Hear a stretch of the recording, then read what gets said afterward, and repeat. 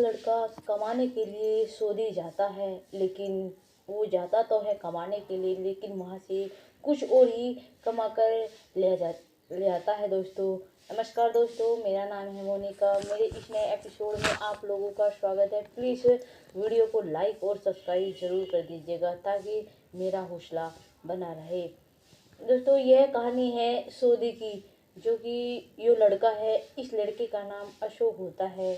इसकी पढ़ाई कंप्लीट हो चुकी होती है क्योंकि इसने एमए किया होता है। और जो इसके पिता है, इसके पिता मजदूरी करते हैं। इसके पिता अपने बेटे से कहते हैं कि बेटा, अब तुम्हारी पढ़ाई कंप्लीट हो चुकी है, अब कुछ काम धंधा कर लो।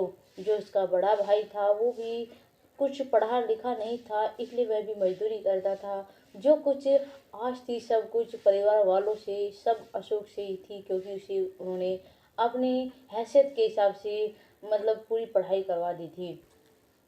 अशोक सोचता है कि कुछ ना कुछ तो अब ज़रूर करना पड़ेगा।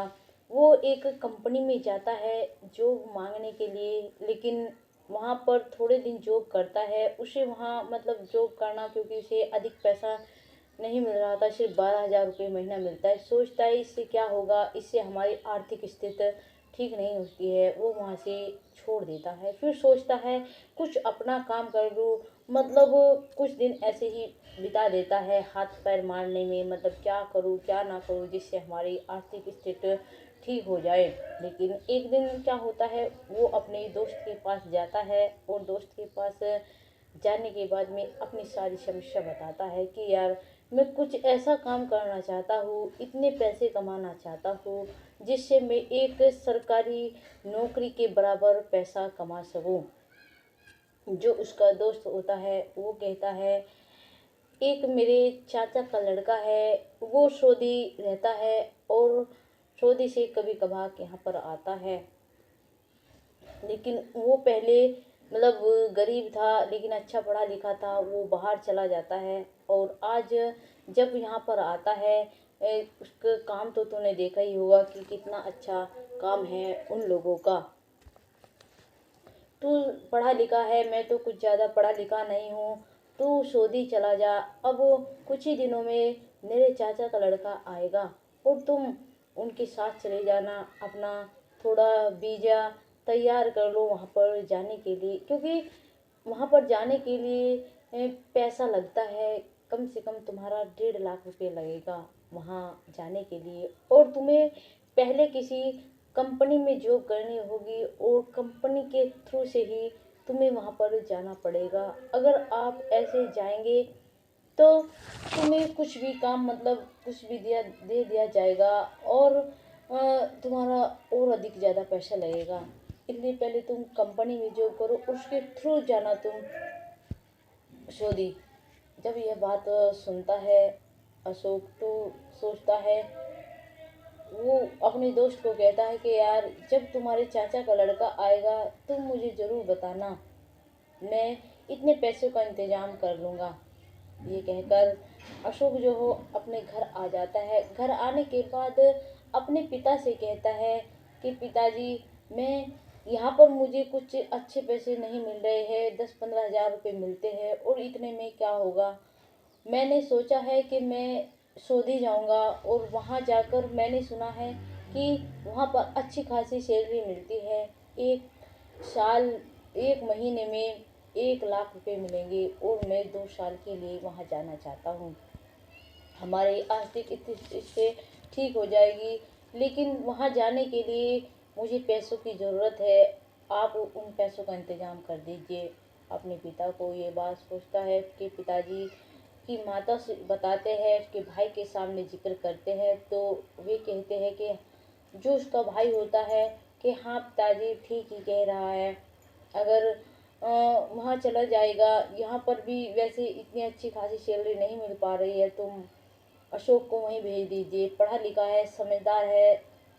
तो उसके पापा की समझ में आ जाता है और अपने बेटे को वो शादी के लिए पैसे का इंतज़ाम कर लेता है। जैसे ही उसके चाचा का लड़का आता है उसके दोस्त के, तो उसका दोस्त अशोक के पास फ़ोन मिला देता है। अशोक तुरंत ही वहाँ पर जाता है और उससे बात करता है। वो कहता है कि जिस कंपनी के थ्रू से मैं गया था तुम भी उसके थ्रू से ही जा सकते हो, लेकिन ऐसे नहीं जाया जा सकता क्योंकि कुछ फॉर्मेलिटी होती है, कुछ कागज़ होते हैं जो वहाँ पर जाने के लिए सब तैयार करने पड़ते हैं। उसे पहले एक कंपनी में लेकर जाता है, इस कंपनी में उसकी जॉब लगवाता है और फार्म भरता है कि इस कंपनी के थ्रू से ये सऊदी जाना चाहता है। वो उस फार्म वार्म सब मतलब डिटेल सब कुछ पूरा कर देता है। उसके बाद में वो सऊदी चला जाता है। जैसे वहाँ पर सऊदी पहुँचता है तो उसको ज़्यादा कुछ खास काम नहीं दिया जा रहा था। वहाँ पर उसको झाड़ू पोछे का काम दिया जाता है, लेकिन उस काम में उसका मन नहीं लग रहा होता है कि यार इससे अच्छा तो मैं वहीं रह लेता, ये क्या काम है। लेकिन थोड़े दिन बाद जैसे वो वहाँ पर काम कर रहा होता है तो जो वहाँ का मालिक होता है वो अपने मालिक को बताता है कि "ए, मुझको ड्राइविंग भी आती है, मैं गाड़ी भी चला लेता हूँ, मुझको कुछ और काम दे जाए।" तो जो वो होता है मौलाना साहब उसको कहते हैं कि तुम्हें ड्राइविंग आती है तो तुम मेरी गाड़ी चलाया करो, जहाँ पर मुझे जाना है मेरे साथ चलाया करो, ये काम छोड़ दो, किसी और को रख लेंगे हम। इतना कहकर वो खुश हो जाता है और फिर जहाँ पर भी मौलवी साहब जाते थे वो वहीं पर जाने लगता है उनके साथ में। जो मौलाना साहब थे वे थोड़े अय्याश टाइप के आदमी होते हैं, मतलब उनकी दो बीवियाँ होती है और एक बीवी के उनके दो बच्चे थे। और जो दूसरी बीवी को जब वो देखता है तो देखता रह जाता है कि कितनी खूबसूरत है ये, अगर किसी 1000 लड़कियों में ले जाकर इसको खड़ा कर दिया जाए तो तब भी सबसे खूबसूरत यही नज़र आएगी। और जो उसकी पहली बीवी थी उसकी उम्र 40 साल थी, लेकिन जो उसकी दूसरी बीवी थी उसकी बीवी की उम्र थी 20 साल, 17 18 19 साल ऐसी होगी। और दोस्तों अंदाजे से बता रहे हैं कि इतनी उम्र तो थी इसकी, मतलब आधे की उम्र थी। और जो मौलवी साहब थे उनकी उम्र पूरी 45 साल थी। ये सब देखकर वो सोचता है ये कहाँ एक बूढ़े के साथ में फंस गई, ये मन ही मन सोच रहा होता है। लेकिन जो उसकी पहली बीवी होती है उसके दो बच्चे थे, एक बेटा और एक बेटी, वे उसकी उम्र के थे जो उसकी दूसरी बीवी थी। गाड़ी चलाता रहता है, लेकिन जो अशोक होता है, जो वो लड़की थी उसकी दूसरी बीवी, उसका नाम शकीना होता है। वो एक मतलब गरीब फैमिली से बिलोंग करती थी। उसके साथ में मौलवी साहब की शादी कर दी जाती है, उसके पिता ने कर दी थी। लेकिन जो वो लड़का था अशोक, जो मौलवी साहब के बेटे से ज़्यादा बातचीत क्या करता था, मतलब घुल मिलता था। तो वो सोचता है कहीं अगर अशोक ने मेरे बेटे के सामने इस बात का जिक्र कर दिया तो फिर क्या होगा, क्योंकि उसने उस लड़की को किसी के सामने ना लाने की या फिर किसी कहीं पर ना ले जाता था, सिर्फ वो वहीं पर रहती थी, उससे वहीं पर मिलने के लिए जाता था, नहीं उसको कहीं जाने दिया जाता था। जब वो वहाँ पर जाता है उससे मिलने के लिए, और मौलवी साहब सोचते हैं कि ये ज़्यादा बातचीत करने लगा है हमारे परिवार से, घर परिवार से, और मैं इसको इसको मेरे बारे में सब कुछ पता चल गया है, तो कहीं ये मेरे बेटे के या मेरी पत्नी के सामने इस बात का जिक्र ना कर दे। इसलिए वो उसको कहता है कि तुम हमारे घर पर ना रहकर अलग क्वार्टर ले लो और वहाँ से ही गाड़ी चलाया करना, वहाँ से मैं तुम्हें फ़ोन कर दिया करूँगा, आप बाहर से बाहर मुझे लेकर चला करना। अशोक कहता है कि ठीक है, वो ऐसा ही करता है। लेकिन एक दिन जब वो वहाँ पर जा रहा होता है सकीना के घर पर, और वहाँ पर जो सकीना होती है से वे तो निकल लेते हैं वहाँ से मौलवी साहब, लेकिन वो जो सकीना होती है वो रो रही होती है। वो उसको देखता है अशोक, उसको दया आती है। वो सोचता है यह बेचारी क्यों रो रही है, उससे कुछ पूछने की कोशिश करता है, लेकिन कुछ पूछ नहीं पाता है कि अगर मैंने इससे कुछ पूछा तो कहीं कुछ गड़बड़ ना हो जाए, या फिर इसने मौलवी साहब को बता दिया तो दिक्कत हो जाएगी। वो ये बात मन ही मन सोचकर कुछ नहीं सोचता। लेकिन अगले फिर दिन मौलवी साहब जाते हैं और फिर उस लड़कों को लेकर जाते हैं और जैसे मौलवी साहब कुछ छत पर जाते हैं कुछ काम के लिए, वो बेचारी उदास बैठी हुई थी। वो अशोक कहता है कि आप कल भी रो रही थी और आज भी इतनी उदास है, आखिर क्या बात है। वो मेरी पूछने की आपसे कुछ हैसियत नहीं है, लेकिन फिर भी मैं आपसे पूछना चाहता हूँ कि आप क्यों रो रही है, आपको ऐसा क्या दुख है जो आप इतना रो रही है और दुखी है। जो वो लड़की होती है सकीना, जो मौलवी साहब की दूसरी मतलब रखेल के नाम पर इसको रख रहा होता है, क्योंकि उसे किसी और के सामने नहीं लेकर जाता। जो अशोक पूछ रहा होता है उस लड़की से, वो लड़की जो है वो बोल रही थी कि तुम पूछकर भी क्या करोगे, क्योंकि तुम्हारा, और अगर मैं अपना सारा दुख तुम्हें बता दूंगी तो उससे क्या होगा, उससे कोई मेरा दुख कम नहीं हो जाएगा। जो मेरा दुख है वो तो झुका तो रहेगा, इसलिए दूसरों को अपना दुख बताने से भी क्या फ़ायदा है। लेकिन अशोक कहता है कि हमने सुना है अगर अपना दुख हम किसी को बता देते हैं तो वो दुख थोड़ा कम हो जाता है। जैसे ही सकीना यह बात सुनती है उसके होठों पर थोड़े मुस्कान सी आ जाती है, वो मुस्कुरा देती है। इतना कहकर वो अंदर चली जाती है। जो अशोक था वो खड़ा होता है, फिर मौलवी साहब आते हैं, कहते हैं कि चलो चाय पानी पी लिया, बोलता है कि हाँ मौलवी साहब पी लिया है, और चल देते हैं। फिर वहाँ से चलने के बाद में दोस्तों, जो शेख साहब होते हैं उसे बाहर देश में कुछ काम होता है, और कुछ वो बताते हैं कि अगर किसी चीज़ की अशोक को, मेरी पत्नी हसीना को किसी चीज़ की आवश्यकता पड़ती है या ज़रूरत पड़ती है तो तुम इन्हें ला कर दे देना, या फिर इन्हें कहीं जाना है, मैं बाहर जा रहा हूँ 10 दिनों के लिए बाहर देश में। जब मौलवी साहब तो यह कहकर चले जाते हैं, जो अशोक होता है वो जब वो चला जाता है थोड़ा अपने आप को थोड़ा खुला सा मतलब फील महसूस करता है, अच्छा सा। फिर जो सकीना होती है वो अशोक को कहती है कि हमें बाहर जाना है, कुछ सामान खरीदना है और आप हमें लेकर चलिए। अशोक लेकर जाता है। जैसे ही सकीना पीछे बैठती है, आगे गाड़ी चलाता है, तो वो सकीना से पूछता है कि मैडम मैं आपसे एक बात पूछना चाहता हूँ, अगर आपको बुरा ना लगे तो ही मैं ये बात पूछूंगा, लेकिन मेरे मन में बार बार यह सवाल आ रहा है और मैं तुमसे पूछना चाहता हूँ। सकीना जो है वो कहती है कि हाँ पूछिए क्या बात है। जो वो जो मतलब सकीना होती है वो कहती है कि आपके मन में जो कुछ आए अब वो पूछ सकते हैं, क्योंकि इस गाड़ी में कोई और नहीं है, सिर्फ हम दोनों हैं। जो वो लड़का होता है सो वो पूछता है कि तुमने इस बूढ़े के साथ में क्यों शादी की, ऐसी क्या मजबूरी रही तुम्हारी जो तुमने इसके साथ में शादी की है।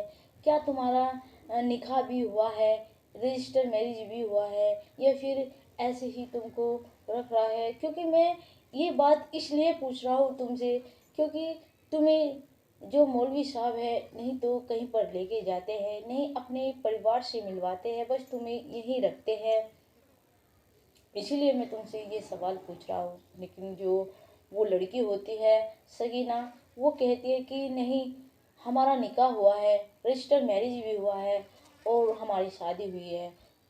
लेकिन फिर वो कहता है कि मुझे ऐसा नहीं लग रहा है कि उसने तुमसे बस तुम्हें दिखावे के लिए ऐसा किया हो, उसने तुमसे शादी की है। चलो खैर छोड़ो, लेकिन आप एक बात बताइए, ऐसी क्या मजबूरी रही आपकी जो आपने एक बूढ़े के साथ में शादी की है। जो वो लड़का हो जो लड़की होती है शकीना, वो बताती है, कहती है कि इसके पीछे का राज तो हमें नहीं पता है। जो मेरे पिताजी है इसके ऑफिस में, मौलवी साहब के ऑफिस में काम किया करते थे, वहाँ पर एक वेटर का काम करते थे, और पता नहीं वहाँ पर क्या बात हुई और ये अचानक से मेरी मम्मी के पास में आए जो मेरे पिताजी है, और उनसे आकर बोले कि मौलवी साहब सकीना से शादी करना चाहते हैं, और कुछ भी किसी भी चीज़ की कोई कमी नहीं रहेगी। लेकिन जैसे ही मुझे यह बात पता चलती है मैं अपनी अम्मी को बहुत रिक्वेस्ट करती हूँ कि प्लीज़ मुझे उनसे शादी नहीं करनी है अम्मी, क्योंकि उनकी उम्र देखिए और मेरी उम्र देखिए कितना फ़र्क है। आप मेरी शादी उनके साथ क्यों करना चाहते हो? लेकिन मेरी वहाँ पर कोई सुनवाई नहीं होती है, नहीं मतलब कोई मेरी वहाँ पर सुनता है, और मजबूरी में मुझे मौलवी साहब के साथ में शादी करनी पड़ती है। और शादी करने के बाद में यहाँ पर ले आते हैं मुझे मौलवी साहब। वैसे तो मुझे किस चीज़ की दिक्कत नहीं है, लेकिन मैं एक कर भी मैं क्या सकती हूँ, घुट घुट कर जी रही हूँ एक ऐसे इंसान के साथ जो मेरी बाप की उम्र का है। मैं कर भी क्या सकती हूँ। जो अशोक होता है वो कहता है कि मतलब कुछ थोड़ी देर चुप रहता है और थोड़ी देर के बाद भी उनका घर आ जाता है सकीना का। वो सकीना को छोड़ देता है, लेकिन सकीना उसको कहती है कि प्लीज़ आप रुक जाइए, आप मत जाइए। लेकिन जो अशोक होता है वो सोचता है अगर मैं रुक गया, मेरे पास इतना कुछ जरिया नहीं है यहाँ पर, अगर कुछ बात हो जाती है तो मैं यहाँ से कैसे निकलूँगा। बाहर देश गया होता है कमाने के लिए, मेरा कोई अपना नहीं है यहाँ पर, इसलिए वो वहाँ से निकल जाता है। लेकिन अगली सुबह फिर आता है और फिर दोनों घूमते हैं, फिर शाम होती है, फिर चले जाते हैं रूम पर। लेकिन अगले दिन उसका हाथ पकड़ती है सकीना और उसको रोकती है। सकीना रुक जाती है। रुकने के बाद में क्या होता है दोस्तों, जो शकीना थी उसको अपनी सारी बात बताती है कि मैं यहाँ पर नहीं रहना चाहती हूँ, मैं तुम्हारे साथ रहना चाहती हूँ और तुम्हें पसंद करने लगी हूँ और तुमसे प्यार करने लगी हूँ। जैसे ही यह बात सुनता है अशोक, अशोक भी उसको मन ही मन चाहने लगा था कि वो थी ही इतनी सुंदर। फिर अशोक कहता है कि आप एक बात बताइए, मैं तुम्हें कैसे लेकर जा सकता हूँ, क्योंकि जो मेरा भेजा है वो सब तो अ, मौलवी साहब के पास में है। मैं यहाँ से एक कदम भी बाहर नहीं रख सकता, इस देश से कहीं पर भी नहीं जा सकता। लेकिन जो मौलवी हो, जो शकीना होती है वो कहती है कि तुम इस बात की टेंशन मत लो, क्योंकि मौलवी साहब ने सारे कागज़ तुम्हें भेजा हुआ सब मुझे दिया है। वह यह बात सुनकर खुश हो जाता है। सकीना सब कुछ उसके डॉक्यूमेंट्स दे, वीज़ा मतलब उसका आधार कार्ड सब कुछ उसको दे देती है, और उसको देने के बाद में बहुत खुश होता है। वो वहाँ से जाने की तैयारी करते हैं और कहता है कि तुम भी साथ में चलो, दोनों साथ में चलते हैं। इतने मौलवी साहब आने का 2 दिन ही बचे थे उसके आने की, इतनी जल्दी फुर्ती से वे अपना सारा सामान वहाँ से समेट लेती है। और जो कुछ प्रॉपर्टी मौलवी साहब ने उसके नाम की थी और उसको बहुत सारा पैसा भी दिया था, ताकि इसे ऐसा ना लगे कि मैं इसे एक रखेल के रूप में रख रहा हूँ, इसे ऐसा लगे कि मुझे अपनी पत्नी ही मानते हैं और पत्नी के रूप में ही मुझे रख रहे हैं। इसलिए वो उसको भी दिया होता है बहुत सारी प्रॉपर्टी, क्योंकि वो बहुत अमीर था। लेकिन जैसे ही वो थोड़े दामों में मतलब कुछ ज़्यादा खास दाम नहीं लगाती, बेचकर वहाँ से दोनों निकल लेते हैं, वापस आ जाते हैं इंडिया। जैसे ही वहाँ पर आते हैं, लोग बाग गांव के सब देखने के लिए आते हैं कि ये तो सऊदी कमाने के लिए गया था, लेकिन ये तो कुछ और ही कमा कर ले आया है, और इतनी खूबसूरत लड़की है और शादी करके ले आया है। जो उनके परिवार वाले होते हैं वे भी उस लड़के को देखकर एकदम तंग रह जाते हैं, कितनी सुंदर, कितनी स्मार्ट और कितनी अच्छी लड़की है। और जो पैसा वो लेकर आई थी उस पैसे से वो अपना छोटा सा काम शुरू करता है, बिजनेस, एक स्टील प्लांट की कंपनी खोलता है और उसे अच्छे से चलाने लगता है। उनकी कंपनी आज भी बहुत अच्छी चल रही है और उनके 2 बच्चे हैं और उनकी ज़िंदगी हंसी खसी गुजर रही है। लेकिन जिधर उधर से जो मौलवी साहब होते हैं बाहर देश से आते हैं, वहाँ पर आकर देखते हैं कि हमारी बेगम नहीं है, तो वो सोचता है कि समझ जाता है कि जो ड्राइवर था इंडिया का वो हमारी बेगम को लेकर भाग गया है। वो कुछ केस भी नहीं कर सकता था, क्योंकि उसने उसको एक रखेल के रूप में ही रख रखा था। उसने उससे मतलब समाज के साथ सामने शादी नहीं की थी, और नहीं उसके परिवार वालों को पता था, इसलिए कुछ वो एक्शन नहीं उठाता है और नहीं पुलिस थाने जाकर कोई रिपोर्ट या फिर मीडिया वालों को कुछ जिक्र नहीं करता है, बस शांत बैठ जाता है। उधर वे अपनी ज़िंदगी अच्छी खासी गुजार रहे होते हैं। दोनों एक दूसरे से बहुत प्रेम करते हैं। नमस्कार दोस्तों, अगर आपको हमारी यह स्टोरी और कहानी अच्छी लगी है तो प्लीज़ वीडियो को लाइक और शेयर और कमेंट ज़रूर कर दीजिएगा कि हमारी यह कहानी आपको कैसी लगी है। जय हिंद, जय भारत।